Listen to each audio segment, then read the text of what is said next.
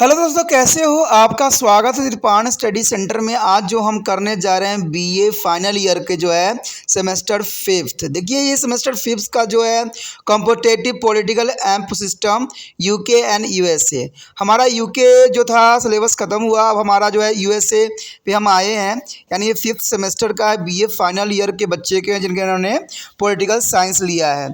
आज जो हम करेंगे फर्स्ट चैप्टर करेंगे ठीक है। ये हमारा यूनाइटेड किंगडम ऑफ अमेरिका के विषय में होगा। अमेरिका के संविधान का निर्माण, making of the American constitution, जो कि बहुत काफ़ी इंपॉर्टेंट चैप्टर है। इसमें हम अमेरिका के संविधान के विषय में जानेंगे कि वहाँ पर किस प्रकार के रूल रेगुलेशन अपनाए जाते हैं और अपने जो है अर्थव्यवस्था को कैसे मजबूत करते हैं, और इसमें जो है पॉलिटिकल पार्टी की अपनी क्या विशेषता होती है। लेकिन ये सब करेंगे तब करेंगे जब हम चैप्टर स्टार्ट करेंगे। लेकिन चैप्टर स्टार्ट करने से पहले एक बात जो मैं हमेशा कहता हूँ, जिसको आपको सोचना भी चाहिए, विचार भी करना चाहिए और अमल भी करना चाहिए, वो ये है कि जब भी वीडियो देखिए पूरा देखिए, क्योंकि अधूरा जानकारी सदैव खतरनाक होता है। साथ में एक इंपॉर्टेंट बात ये भी रहता है, अगर आप पहली बार वीडियो देख रहे हो तो लाइक शेयर सब्सक्राइब करना मत भूलना। क्योंकि दोस्तों लाइक कीजिएगा तो बनाने वाले का मनोबल बढ़ता है, सब्सक्राइब कीजिएगा तो इससे ये होता है कि जब भी मैं कोई वीडियो डालूंगा उसका नोटिफिकेशन आपको समय रहते मिल जाएगा। और देखिए, शेयर का मतलब ये होता है कि आपके थ्रू ना जाने किन बच्चों को हेल्प मिल जाए, ये आप भी नहीं जानोगे। इसलिए जो है आप शेयर जरूर करो, ठीक है। व्हाट्सएप स्टेटस पे भी लगाओ। दोस्तों एनएसएस सेंटर जो कई मानने में बहुत से बच्चों के लिए हेल्पफुल है, चाहे वो 8th क्लास हो, 9th 10th 11th 12th हो, चाहे वो एनआईएस बोर्ड के बच्चे हों, ठीक है, चाहे बीए एमए के बच्चे हो, सभी क्लासों के लिए कुछ ना कुछ जो है त्रिपाण एनएसएस सेंटर में उपलब्ध है। तो इसलिए आपके लिए ज़रूरी है कि आप सब्सक्राइब करके इसको चैनल को जो है सेव कर लो, नहीं तो बाद में अगर रिसर्च करोगे तो शायद आपको ये चैनल प्राप्त ना हो। तो इसलिए सोचना नहीं, विचार नहीं करना है, सब्सक्राइब करके जो है अपने पास सेव करना है। दोस्तों ये तो बात था आपके लिए, लेकिन आप देखते हैं हमारा आज टॉपिक क्या है। आज जो हम बात करेंगे separation of power and the check and the balance in the USA. इसका मतलब यही हुआ कि अमेरिका में शक्तियों की पृथक्करण एवं अवरोध एवं नियंत्रण का सिद्धांत क्या है।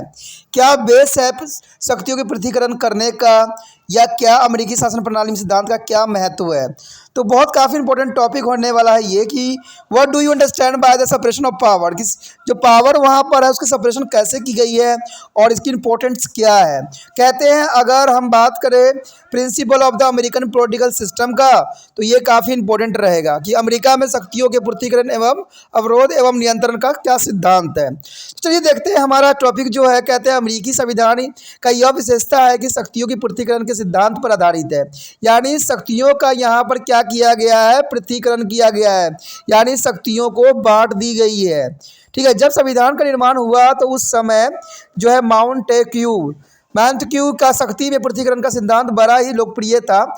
उसका कहना था कि व्यक्तिगत स्वतंत्रता नागरिकों को उसी समय मिल सकती है जब सरकार की कानून बनाने, शासन करने और न्याय करने के तीनों शक्तियों एक व्यक्ति के पास न होकर तीन अलग अलग व्यक्तियों की या संस्थाओं के पास हो, तथा सरकार का एक अंग दूसरे किसी अंग के अधीन नहीं होना चाहिए। देखिए बहुत इंपॉर्टेंट बात था, जिसको इस समय जो है काफ़ी लोकप्रियता भी मिली, और ये सही भी है। किसी एक व्यक्ति के हाथों में अगर शक्तियां सीमित हो जाए तो वो अपना जो है तनाशाह बन जाता है और अपना चलाने की कोशिश करता है। तो ये बहुत इंपॉर्टेंट बात थी अमेरिकी की शक्तियों में कि सरकार कानून बनाने, शासन करने और न्याय करने की तीनों शक्तियों एक व्यक्ति के पास न होकर ये अलग अलग व्यक्तियों के अधीन दे दी गई, जो कि बहुत काफ़ी इंपॉर्टेंट था। अर्थात माउंटेक्यू ने सरकार के तीनों अंग स्वतंत्र पर जोर दिया, यानी तीनों अंग स्वतंत्र होना भी जरूरी है। अगर मान लीजिए पराधीन है तो इसका मतलब है कि उसकी बातों पर ही चलेगी। तो ये बात इंपॉर्टेंट थी, तो इसीलिए इसको स्वतंत्रता पर जोर दिया गया। उनके अनुसार जहां इन तीनों शक्तियों में से दो शक्तियां अथवा तीन शक्तियों एक व्यक्ति अथवा एक एजेंसी में केंद्रित होती है, वहाँ नागरिक की स्वतंत्रता समाप्त हो जाती है, क्योंकि केंद्रीकरण की तनाशाह का भी परिभाषा है। तो ये बात बहुत काफ़ी इंपॉर्टेंट था कि तीनों शक्तियों को दो शक्ति अथवा तीनों शक्ति एक व्यक्ति अथवा एक एजेंसी केंद्रित होती तो वहाँ पर जो होता 100% तानाशाही का राज हो जाता, जो कि कई देशों में देखने को भी मिला है। आपने देखा होगा कई देश जो है अभी भी तानाशाह है। कारण क्या है कि वहाँ पर सारे पावर एक व्यक्ति के हाथों में सिमट के रह गई है। तो ये यहाँ पर इंपॉर्टेंट बात रहता है। अगर बात करें मॉन्टेक्यू ने लिखा भी है था इस बात के लिए कि जब वैधानिक और कार्यपालिका शक्तियों एक ही हाथों में केंद्रित होती है तो वहाँ स्वतंत्रता नहीं रह सकती है, क्योंकि इस बात का भय उत्पन्न होता जाता है कि कहीं राजा या सीनेट अत्याचारी कानून का निर्माण करके उसके अत्याचारी ढंग से लागू न करे। जैसे आपने हिटलर में भी देखा होगा, हिटलर की प्रशासन का भी देखा होगा जो अगला सेमेस्टर में होगा। यदि नागरिकों की विधान पालिका से अलग न किया जाए तो स्वतंत्र नहीं रह सकती है। अगर न्यायपालिका की विधान पालिका के साथ मिला दिया जाए तो लोगों को जीवन एवं स्वतंत्रता पर जो है स्वैच्छाचारित नियंत्रण हो जाएगा, क्योंकि उस समय न्यायाधीश कानून निर्माता भी बन जाएगा। तो ये काफ़ी इंपॉर्टेंट बात है और बहुत ज़रूरी भी यहाँ पर रखता है। यदि बात यहाँ पर हम करें कि न्यायपालिका की कार्यपालिका के साथ मिला दिया जाए तो संभवतः न्यायाधीश जो होता है हिंसात्मक और अत्याचारी व्यवहार करे। यदि एक ही व्यक्ति या समुदाय चाहिए साधारण लोगों का यह समानताओं का जो है तीनों कार्य करने लगे तो जो है अर्थात कानून का निर्माण करेंगे, कानून को लागू करे और जो है मुकदमों का फैसला करने लगे तो स्वतंत्र बिल्कुल ही नष्ट हो जाएगा। यानी स्वतंत्रता जो है इन तीनों कारणों से नष्ट हो जाएगी। इसलिए शक्तियों को एक जगह सीमित करना कदाचित उचित नहीं था। कहते राज्य अपनी मनमानी करने लग जाएगा। संक्षिप्त में अगर कहे तो माउंटबेल के अनुसार ये बात क्लियर होकर गया था कि 3 प्रकार की शक्तियाँ होती है, चाहे वो विधानी हो, कार्यपालिका हो या न्यायपालिका की शक्तियां हो। व्यक्तिगत स्वतंत्रता को सुरक्षा रखने के लिए इन तीनों शक्तियों को अलग अलग हाथों में सौंपे जाना अत्यंत महत्वपूर्ण था। यदि ऐसा न किया जाए तो नागरिकों की स्वतंत्रता जो है समाप्त हो जाएगी। अंततः सरकार को तीनों अंगों को एक दूसरे से स्वतंत्र करना अत्यंत अनिवार्य था। इसलिए सरकार को जो है माउंटबेटन ने साफ शब्दों में कहा था कि इस तीनों शक्तियों को अलग अलग के हाथों में होना अत्यंत महत्वपूर्ण है। अगर हम ब्लैक स्टोन की बात करें तो ब्लैक स्टोन जो है मॉन्टेक्यू के कुछ वर्ष पश्चात एक अंग्रेजी विवेकता ब्लैक स्टोन ने भी जो है मॉन्टेक्यू के विचारों का समर्थन किया था। ब्लैक स्टोन ने अपनी पुस्तक commentaries on the law of the England में शक्तियों के पृथक्करण सिद्धांत का वर्णन भी किया था। उसने लिखा भी है कि जब कानून बनाने तथा उसे लागू करने का अधिकार एक ही व्यक्ति अथवा एक ही संस्था को लागू होगी तब जनता की स्वतंत्रता समाप्त हो जाएगी और वह शासक जो होगा निरंकुश नहीं रह पाएगा और वो तानाशाह हो जाएगा। तो ये बहुत काफ़ी इंपॉर्टेंट बात यहाँ पर जो रखा था, ठीक है, माउंटेक्यू ने, ठीक है, जिससे काफ़ी प्रभावित होकर ब्लैक स्टोन ने इस बात को प्रतिपादित किया था, समझाने की कोशिश किया था। इस बात को आगे और भी बढ़ाने की कोशिश किया गया कि उन्हें अत्याचारी ढंग से लागू भी कर सकता है अगर तानाशाह सरकार होता है तो, क्योंकि उसके पास वह सभी शक्तियां होती है जो कानून निर्माताओं को हैसियत से अपने आप को देना उचित समझता है। यदि न्याय शक्ति को विधान पालिका के साथ मिला दिया जाए तो लोगों का जीवन, स्वतंत्रता तथा संपत्ति ऐसे स्वैच्छाचारी न्यायाधीशों के हाथों में आ जाती है जो अपने निर्णय अपने मत के अनुसार देते हैं, न कि कानून के आधारभूत सिद्धांतों के अनुसार, जिन्हें कानून निर्माताओं को बेशक छोड़ दे यह जो है न्यायाधीश नहीं रहेगा। आपने इंडिया में भी देखा होगा, एक समय ऐसा था जहां पर बिना मुकदमा किए, बिना कुछ किए लोगों को फांसी की सज़ा भी दे रही थी और इसका शिकार जो हुए थे आपको पता ही है, भगत सिंह भी हुए थे। तो इन सब जो अगर ऐसा न्यायाधीश रहा, ऐसी कार्य प्रणाली हुई तो न जाने कितने बेकसूर जो होंगे फांसी के तख्ते पर चढ़ जाएंगे। तो ये कानून बहुत ही बुरा माना गया था। इसे शक्तियों को जो था एक व्यक्ति के अंतर्गत नहीं समाहित किया गया था। यदि कहे अगर न्यायपालिका कार्यपालिका मिला दिया जाए तो इसका संगठन विधान पालिका से अधिक शक्तिशाली हो जाएगा। तो ये काफ़ी इंपॉर्टेंट बात यहाँ रखता है। अगर हम यहाँ बात करें मेडिसन की बात करें तो इसने भी ये बात पे काफ़ी जोर दिया था कि अमेरिकन लेकर मेडिसन ने भी शक्तियों के पृथक्करण सिद्धांत पर समर्थता अपना व्यक्त किया था और मेडिसन ने कहा भी था साफ शब्दों में कि विधान पालिका और कार्यपालिका और न्यायपालिका को सभी शक्तियां एक ही हाथों में केंद्रीकरण होना अत्याचार की परिभाषा है। यानी वो अत्याचारी हो जाएगा, चाहे वह व्यक्ति हो थोड़े हो अथवा अधिक, चाहे या वंशागत हो या स्वयं ही नियुक्त हो अथवा निर्वाचित हो। तो ये किसी भी कंडीशन में बना हो वो अत्याचारी हो जाएगा, वहाँ का राज्य जो होगा तानाशाह हो जाएगा। कहते कितना भी सादगी, कितना भी साधु किस्म का व्यक्ति क्यों ना हो, अगर सारी पावर उसके पास चली जाती है तो वो सरकार तानाशाह हो जाएगा और इसे रहने वाले नागरिकों को कई तरह की जो है प्रॉब्लमों का सामना करना पड़ सकता है।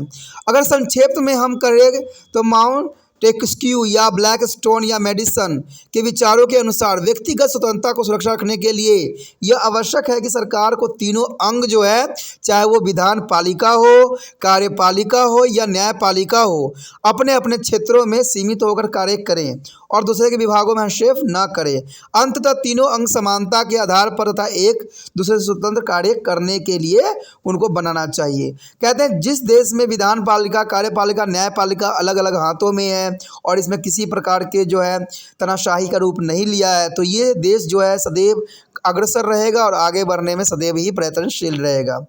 बात करें अगर अमेरिका में शक्तियों का पृथक्करण सिद्धांतों के विशेष सम्मान मिला है और फाइजर ने इस बात को जो है अमेरिका के संविधान एवं शक्ति पृथक्करण सिद्धांत के प्रभाव का उल्लेख किया कुछ इन शब्दों में कहा है। उन्होंने कहा था कि चाहे फिलाडेल्फिया सभा पर कितने ही विभिन्न प्रभाव हो, किंतु इस बात को इनकार नहीं किया जा सकता कि अमेरिका का संविधान शक्तियों के पृथक्करण सिद्धांत के जो है शिथिल मात्र है। यानी ये बात जो बहुत काफ़ी इंपॉर्टेंट था, आपको पता ही होगा कि फिलाया के सभा में ही जो है अमेरिका कॉन्स्टिट्यूशन बनाई गई थी और वहाँ पर इसकी स्वतंत्रता की घोषणा भी की गई थी। अगर बात करें हम बेयरडस के शब्दों में, तो इसने साफ शब्दों में ये बात जाहिर किया था और कहा भी था कि यहाँ पर जो शक्तियों के पूर्तिकरण का सिद्धांत अमेरिकन शासन प्रणाली की प्राथमिक विशेषता होती है और सरकार एवं राजनीतिक व्यवहारों को सदैव प्रतीक है। यानी the principle of the separation of powers indeed a primary features of American government and is constantly made a manifest in their practice of the government and politics. There is the most important theory for readers is given here. यदि बात हम करें America में शक्तियों के पूर्तिकरण के सिद्धांत का प्रयोग तो किस प्रकार हुआ, तो ये बहुत काफ़ी इंपॉर्टेंट है कि अमेरिका में शक्तियों के पूर्तिकरण के सिद्धांत का प्रयोग। तो देखिए इसमें application of the theory of the separation of power in USA तो बहुत काफ़ी इंपॉर्टेंट है। ऐसे कुछ पॉइंट हैं जिसको आपको जानना चाहिए और समझने की कोशिश भी करना चाहिए। कहते हैं अगर बात करें यहाँ वैधानिक शक्तियों कांग्रेस के पास है, देखिए यहाँ पर इंपॉर्टेंट बात आ गया है कि वैधानिक शक्तियों जो है कांग्रेस के पास है, यानी legislative power with their Congress.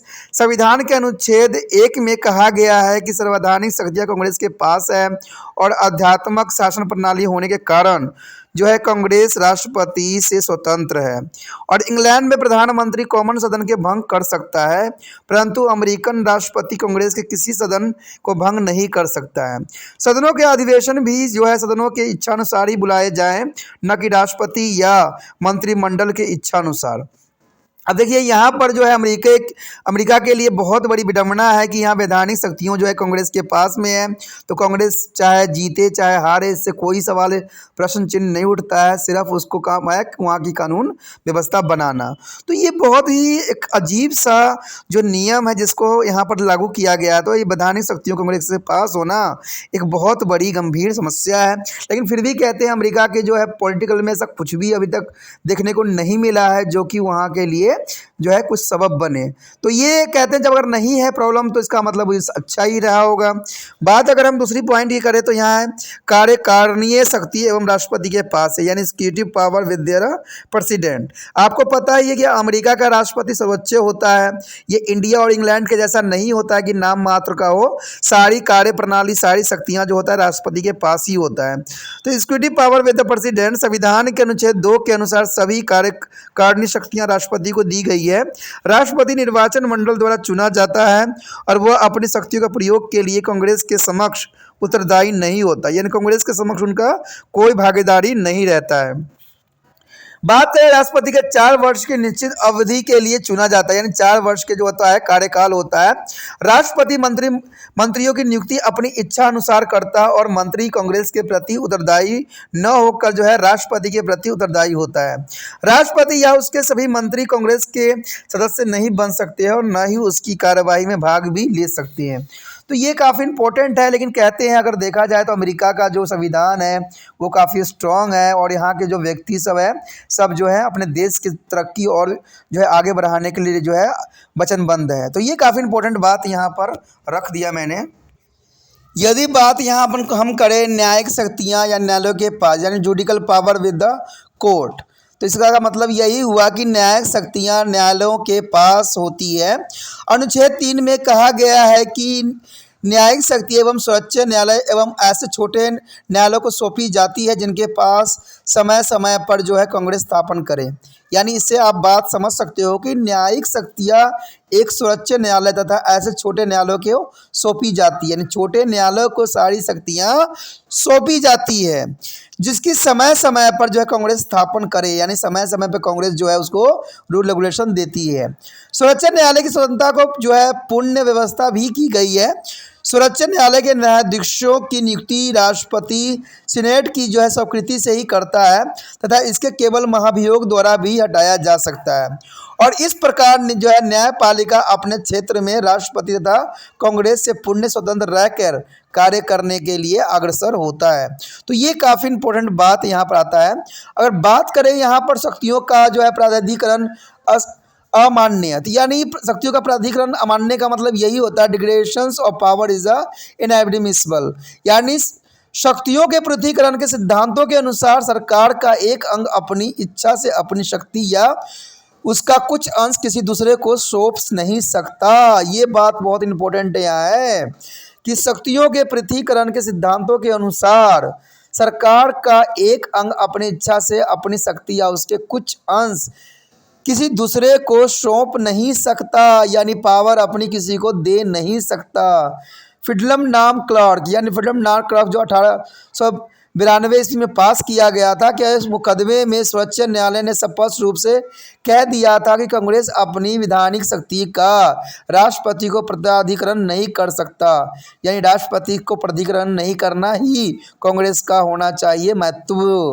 कहते 1993 में पास हुई नेशनल रिकवरी एक्ट, यानी 1993 में जो हुई थी, जो नेशनल रिकवरी एक्ट 1993 में हुई थी, इसके अनुसार जो है संवैधानिक होने का निर्णय करते हुए जो है सर्वोच्च न्यायालय से कहा गया था कि संविधान की धाराओं का यह अर्थ है कि भिन्न भिन्न अंगों की दी गई शक्ति एक अंग में सम्मिलित न की जाए अथवा किसी भी अंग को सौंपी गई शक्ति किसी दूसरे अंग को न दी जाए। तो ये काफ़ी इंपॉर्टेंट बात यहाँ संविधान के रूप में थी कि संविधान की धारा का यह अर्थ है कि विभिन्न विभिन्न अंगों की दी गई शक्तियाँ एक अंग में सम्मिलित न किया जाए तथा किसी भी अंग को सौंपी गई शक्ति दूसरे अंग को न दिया जाए। यानी इसको कहा जाए the power of allocated to be a different branches may not be combined in one of branch and regulated by its to be another. There is the most important here thought, and the next here the Kim Bones was Thompson, यानी किलबॉन्स बना Thompson ने क्या बात इसमें बताई थी। इसके अनुसार कि जो है सुप्रीम कोर्ट ने कहा था कि अमेरिका की जो लिखित संविधान कानून कि अमेरिका के जो लिखित कानून बनाई गई है उसमें जो है बात दिया गया था कि लिखित जो है संवैधानिक कानून की व्यवस्था एक प्रमुख गुण माना जाए और राज्य की या राष्ट्र की सरकार की शक्ति जो प्रदान की हुई है सारी शक्तियां जो है कार्यपालिका, व्यवस्थापिका और न्यायपालिका के नाम के 3 महान विभागों में बांटी हुई हो और इस व्यवस्था के सफल क्रियान्वयन के लिए यह भी अनिवार्य है कि किसी विभाग के अधिकारी किसी अन्य विभाग के अधिकारियों को अधिकारों पर आघात नहीं करेंगे, वरना अपनी ही द्वारा निर्मित कानून के द्वारा प्रत्येक अपने अपने विभाग तक सीमित रहेगा और दूसरे किसी पर जो है आघात नहीं करेगा। इसमें डॉक्टर फाइनर ने भी बोला था कि यह भी विचार है कि अमेरिका का संविधान जानबूझकर एवं प्रयास करके शक्तियों के पूर्तिकरण पर एक जो है विस्तृत निबंध बनाया गया था और यह जो है संविधान इस सिद्धांत पर चलने वाला विश्व में सबसे अधिक महत्वपूर्ण प्रलेख होगा। तो ये काफ़ी इम्पोर्टेंट बात यहाँ पर डॉक्टर फाइनर ने बोला था इस विषय के ऊपर। उसके बाद पश्चात अपवाद एवं परिवर्तन यानी एक्सपेंशन एंड मॉडिफिकेशन। तो इसमें साफ बात यही बताई गई थी कि पहला तो यही कि परिवर्तन की आवश्यकता यानी नीड ऑफ मॉडिफिकेशन। इसमें निसंदेह कोई व्यक्तिगत स्वतंत्रता के लिए शक्तियों के पृथक्करण का सिद्धांत बड़ा उपयोगी सिद्ध है, परंतु इस सिद्धांत के अपने अवगुण भी देखे गए हैं। अब बात करें इसके अवगुण के, तो जिस कारण इस सिद्धांत को एक पूर्ण रूप लागू नहीं किया जा सकता है। अमेरिका में भी इस सिद्धांत में परिवर्तन करके लागू किया जाता है, यानी अमेरिका में भी इसको मॉडिफिकेशन करके ही इसको लागू किया जाने की प्रावधान है। इस सिद्धांत में निम्नलिखित दोषों के कारण जो है परिवर्तन की आवश्यकता है, यानी अपवाद। देखिए, अपवाद का मतलब ही होता है दोष, कि ये जो कानून बनाई गई थी इसमें क्या दोष थे, क्या सिद्धांत थे, पृथ्वीकरण के सिद्धांत जो बनाई गई थी उसमें क्या क्या दोष थे। तो कहते हैं अगर आप दोष नहीं जानोगे तो बात नहीं समझ पाओगे कि इसमें आखिर क्या कमियां थी जिसकी वजह से इसको मॉडिफाई करने की जरूरत पड़ा।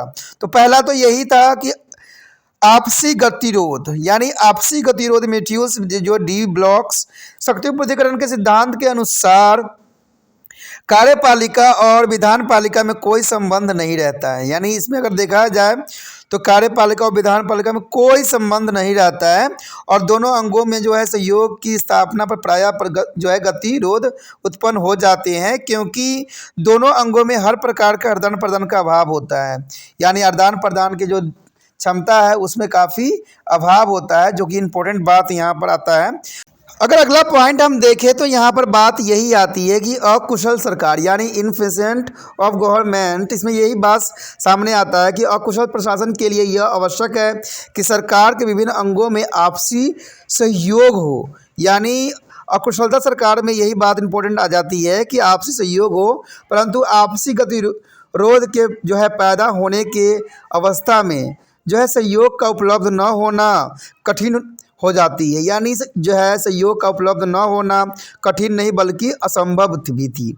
अगर इसमें हम जे.एस. मिल की बात करें तो जे.एस. मिल ने ठीक शब्दों में ये बात कहा था कि यदि सरकार के प्रत्येक अंग को सख्ती से एक दूसरे से अलग कर दिया जाए तो इसका निष्कर्षण शासन की जो है अयोग्यता होगी, क्योंकि इसमें जो है आपसी झगड़े उत्पन्न होंगे।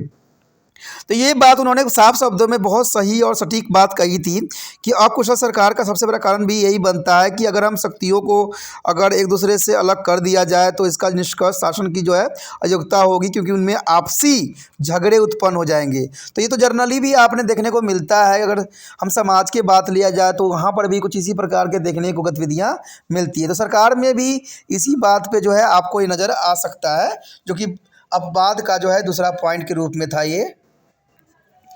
यदि बात हम अगला पॉइंट करें तो ये तो यही है कि अनुत्तरदायी सरकार, यानी इरेस्पॉन्सिबल गवर्नमेंट। तो इसमें बात तो साफ शब्दों में कहा जा सकता है कि लोकतंत्र का एक मूल्य सिद्धांत जो है उत्तरदायी शासन है। सरकार अपने कार्य के लिए संसद के प्रति सदैव उत्तरदायी होना चाहिए, परंतु शक्ति के पृथ्वीकरण के सिद्धांत के कार्य जो है कार्यपालिका कांग्रेस के प्रति उत्तरदायी नहीं होता है, और राष्ट्रपति कांग्रेस से स्वतंत्र है। तो ये काफ़ी इंपॉर्टेंट बात है कि राष्ट्रपति को जो है कांग्रेस से स्वतंत्र रखना, ये काफ़ी इंपॉर्टेंट बात यहाँ पर आ जाता है। अगर बात करें अपवाद का परिवर्तन के रूप में, यानी formation of expansion of the modification, तो इसमें साफ शब्दों में ये बात आ जाता है कि अमेरिका के संविधान का निर्माता शक्तियों के पृथ्वीकरण के सिद्धांत के दोषों को अच्छी तरह जानते हैं और जानते थे, और इस बात को वो भली भांति समझते भी थे। इसी कारण उन्होंने इस सिद्धांत को पूर्ण रूप से नहीं अपनाया, यानी इनको पूरी तरह से अपनाना उनके बस में नहीं था, क्योंकि उनको पता था कि इसमें बहुत से अपवाद छुपी हुई है। और इस सिद्धांत के दोषों को दूर करने के लिए अमेरिका की शासन प्रणाली में कई औपचारिक यानी फॉर्मल और अनौपचारिक यानी इनफॉर्मल तत्व उपस्थित थे। तो ये बात उन्होंने पहले ही भली भांति समझ गए थे, और उन्होंने इसको भांप भी लिए थे कि इसमें फॉर्मल इनफॉर्मल तत्व जो है उपस्थित जरूर रहेगा। तो ये तो सच्चाई भी है, अगर कोई चीज़ बनाई जाती है तो उसमें जो है आपको अच्छी और बुरी बात देखने को जरूर मिलेगा। इन तत्वों से शक्तियों की पूर्तिकरण के सिद्धांत में संशोधित किया गया, और वे परिवर्तन अथवा संशोधन निम्नलिखित थे, जो कि काफ़ी इंपॉर्टेंट था। अगर बात हम पहला करें तो इसमें यही है कि निरोध तथा संतुलन, यानी चेक्स एंड द बैलेंस। इसके अनुसार सरकार को एक अंग को दूसरे अंग के कार्य में हस्तक्षेप करने या भाग लेने का थोड़ा बहुत अधिकार दिया गया था। यानी इसके अनुसार देखा जाए तो कुछ अंगों को जो है सरकार का हस्तक्षेप करने या भाग लेने का अधिकार दिया गया था। इसमें मुनेरो ने ये बात साफ शब्दों में कहा था कि बहुत सुंदर ढंग से भी कहा था इन्होंने कि संविधान निर्माताओं ने शक्तियों का पृथक्करण तो किया है, परंतु उनके संयोग के रास्तों की व्यवस्था भी की है। यानी their forms of constitution separated powers but their provide to the line of connection there is the most important. And इस प्रणाली को जो है अमेरिकन संविधान के लिए ढंग से अपनाया गया। तो इससे कुछ बात है जिसमें 3 पॉइंटों में इसको कन्वर्ट किया गया है। चलिए देखते हैं कौन कौन से पॉइंट हैं। इसमें पहली बात तो यही आता है कांग्रेस पर प्रतिबंध, यानी चिक ऑन देयर कांग्रेस। कांग्रेस को कानून बनाने का अधिकार है। देखिए कांग्रेस को कानून बनाने का अधिकार है, परंतु कांग्रेस की कानून बनाने की शक्ति असीमित नहीं है, यानी असीमित नहीं है। कांग्रेस की कानून बनाने की शक्ति पर जो है राष्ट्रपति न्यायपालिका की ओर से प्रतिबंध है, यानी न्यायपालिका की ओर से प्रतिबंधित है। और कांग्रेस के द्वारा पास बिल राष्ट्रपति को हस्ताक्षरों के बिना कानून नहीं बन सकता। तो ये सारे चीज़ों को जोड़ दिया गया है यहाँ पर। कांग्रेस के द्वारा पास बिल राष्ट्रपति के हस्ताक्षर के बिना कानून नहीं बन सकते हैं, यानी राष्ट्रपति को जो निषेध अधिकार प्राप्त है, निषेध अधिकार प्राप्त होने के कारण और कई बार तो यह अधिकार अंतिम भी हो जाती है। तो ये बहुत काफ़ी इंपॉर्टेंट बात है यहाँ पर। इसी तरह अगर देखा जाए तो सर्वोच्च न्यायालय कांग्रेस द्वारा पास किए गए किसी भी कानून का संविधान के विरुद्ध घोषित करके रद्द भी कर सकता है। और इस प्रकार कांग्रेस को कानून निर्माण की शक्ति पुण्य एवं निरंकुश नहीं है। तो ये बात काफ़ी इंपॉर्टेंट यहाँ पर आ जाता है। अगर बात करें हम राष्ट्रपति पर प्रतिबंध, देखिए राष्ट्रपति पर भी प्रतिबंध लगाए गए हैं। और चिक ऑन द प्रेसिडेंट, देखिए चिक ऑन द कांग्रेस, कांग्रेस पे भी लगाई गई है। तो उसी प्रकार से प्रेसिडेंट पे भी लगाया गया कि प्रेसिडेंट अपना मनमाना ना करे, चाहे कांग्रेस भी अपना मनमानी ना करे। राष्ट्रपति को संविधान द्वारा समस्त कार्यपालिका शक्तियाँ प्रदान की गई है, परंतु उसका उपयोग वह पुण्य स्वच्छ से नहीं कर सकता, यानी स्व इच्छा से वो सारी शक्तियों का प्रयोग नहीं कर सकता। ये बहुत बड़ी बात है इस यहाँ पर। उसके द्वारा की गई नियुक्तियां दूसरे देशों से की गई संधियां समझौते पर सीनेट का जो है अनुमोदन आवश्यक है, यानी इसको जो है सीनेट के साथ जोड़ दिया गया। देखिए कितना इंपॉर्टेंट बात है कि प्रेसिडेंट की शक्तियों को जो है उपयोग तभी कर सकता है जब सीनेट का अनुमोदन आवश्यक है, नहीं तो वो लागू नहीं किया जा सकता। चाहे राष्ट्रपति जितना मर्जी बोल ले, जितना मर्जी कर ले, जब तक सीनेट की जो है मंजूरी नहीं मिलेगी तब तक नहीं मिलेगा। आपने एक बात भी देखा था, इब्राहिम लिंकन ने जो गोरे और काले पर भेदभाव पे जो है अपना भाषण दे के आया था, लेकिन कहते हैं इसको जो है पास आउट नहीं किया गया, तो सिर्फ इसको जो था इनसफिशिएंट ब्लैंक चेक के रूप में लिया गया था। ये हमारा चैप्टर में था इब्राहिम लिंकन का, ठीक है, जो आपने फर्स्ट ईयर में पढ़े होंगे इंग्लिश के चैप्टर में। तो ये काफ़ी इंपॉर्टेंट बात है और सच्चाई भी है कि सिर्फ राष्ट्रपति भाषण दे देगा, राष्ट्रपति बहुत अपना डिंगे मार लेगा तो इसका मतलब वो रूल रेगुलेशन पास नहीं होगा जब तक सीनेट का जो है सही अनुमोदन न मिले, यानी सीनेट ही पास करने के लिए उसका जो है रास्ता साफ करता है। सर्वोच्च न्यायालय भी उसके किसी भी आदेश या संवैधानिक घोषित कर रद्द कर सकता है, यानी इसका न्यायालय के पास भी शक्ति होता है कि राष्ट्रपति के द्वारा दिया गया आदेश या भाषण या किसी भी रूल रेगुलेशन को लागू को जो है रद्द कर सकता है। तो ये एक दूसरे पर डिपेंडेबल होना बहुत जरूरी होता है और इस प्रकार अन्य दोनों अंग जो है कार्यपालिका पर नियंत्रण रखती है। तो ये काफ़ी इंपॉर्टेंट है राष्ट्रपति के लिए।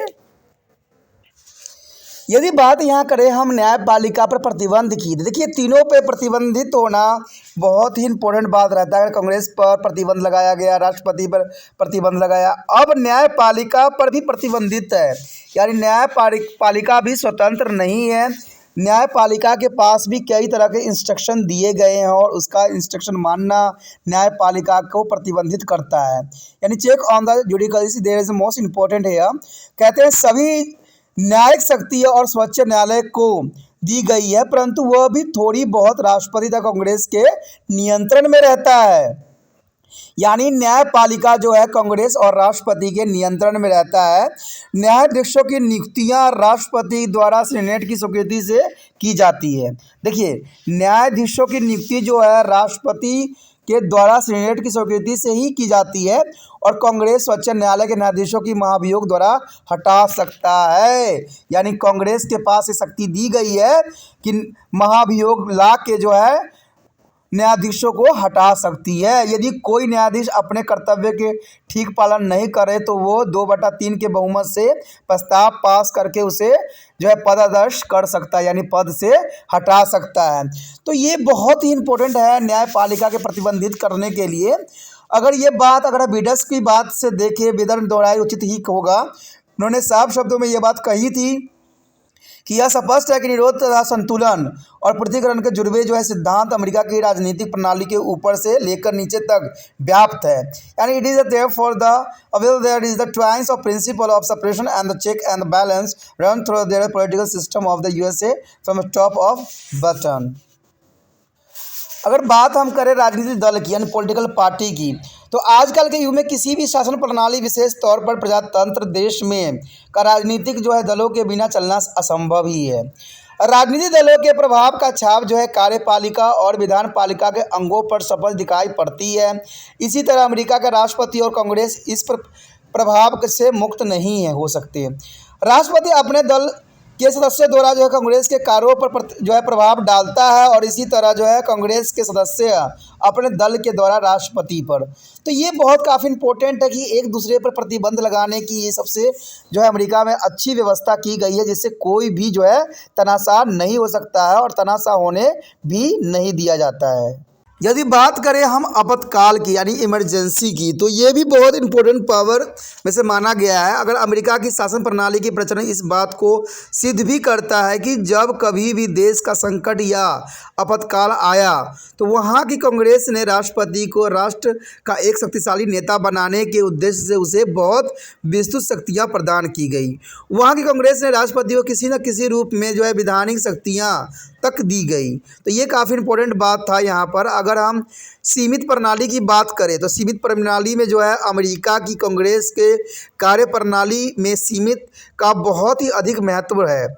कांग्रेस को दोनों सदनों के विभिन्न जो है विषयों पर जो है नीतियों के निर्माण में उसकी सीमित लगभग निर्णायक कार्य भी होता है। ये समितियां जो होती है अपने कार्य में कार्यपालिका अंग से अछूता नहीं रहती है।